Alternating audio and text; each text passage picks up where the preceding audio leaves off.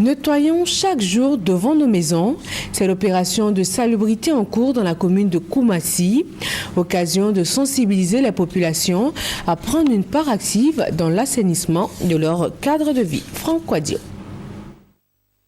Koumassi, carrefour Saint-François, de l'eau stagnante et des vendeuses de légumes et autres aliments.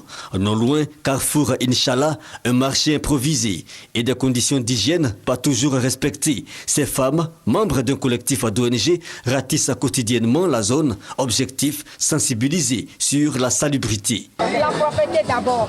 Même si tu as un client qui tue sur orange, tu jettes, tu ne lui dis rien. Tu fais le tour. Voilà tes sachets d'eau, tu vends de l'eau. Ramasse les sachets. Assainissement, lutte contre l'insalubrité. Leitmotiv de ces ONG et leur action n'est pas isolée. Nous sommes au lancement officiel de l'opération Nettoyons chaque jour devant nos maisons, deuxième édition. Et pour donner l'exemple, les épouses des ministres Jean-Claude Brou de l'Industrie, Charles Kofi Dibi des Affaires étrangères et Alakwadio Rémy de l'Environnement. Demandons donc à la population de Koumassi d'œuvrer pour un cadre de vie plus propre et un environnement assaini. Notons pour rappel qu'à la première édition l'année dernière à Marcory, la première dame Dominique Ouattara avait mis en mission les épouses des ministres et pour l'édition 2014, le ministère de l'Environnement, de la Salubrité urbaine et du Développement durable renouvelle l'appel. Ce n'est pas une action d'éclat qu'on fait en un jour et qui n'a plus de suite.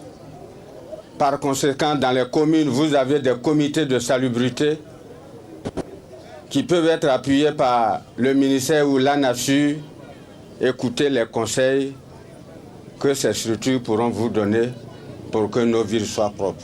L'opération Nettoyons chaque jour devant nos maisons, un acte citoyen, car selon les initiateurs, la véritable émergence passe par l'assainissement du cadre de vie et cela concerne l'ensemble des populations sur l'étendue du territoire.